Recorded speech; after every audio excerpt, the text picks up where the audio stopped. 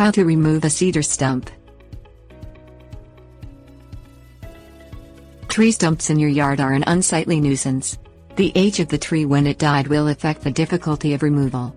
A younger tree will have a smaller root structure, and will not penetrate the earth as deeply as an older tree.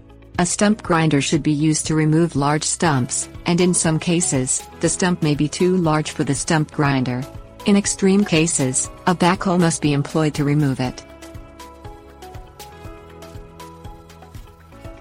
Things you'll need: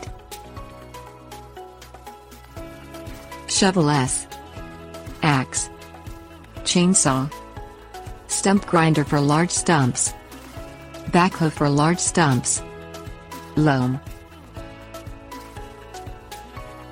Dig it out.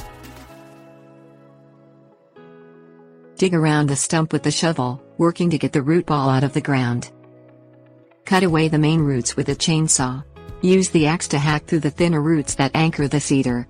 Pull the roots out of the ground and dispose of them in a compost heap. Continue to dig around the stump, working it up from underneath the root ball.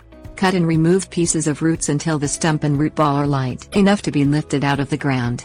Dispose of the stump by burying it. Removing large cedar stumps. Use a stump grinder to grind the large stumps 6 to 12 inches below the surface of your lawn. Dispose of the wood chips in a compost heap. Rent a backhoe to remove stumps that are too big for grinding with a stump grinder. Renting a backhoe is expensive but may be economical if removing multiple stumps. Fill the craters with loam to hasten plant growth. Topsoil may be used to fill the hole as well, especially if you plan to let your lawn reclaim the space. Burning or rotting the stump. Gather firewood and start a fire atop a cedar stump. Keep the fire going until most of the stump has burned. Wait for the coals to cool. Remove any leftover roots with an axe and dispose of them in a compost heap. Purchase a chemical solution that aids in the decay of wood. This can be found at the garden center of your local market. Drill holes in the stump and pour the chemical over it. It may take up to 6 months for the stump to decay. When the stump has decayed, remove it with an axe and chainsaw. Compost the wood only if the chemical agent you purchased is eco-friendly. Fill the holes left by the stumps with loam. Wait for the soil to settle before planting anything in the ground once occupied by the stump.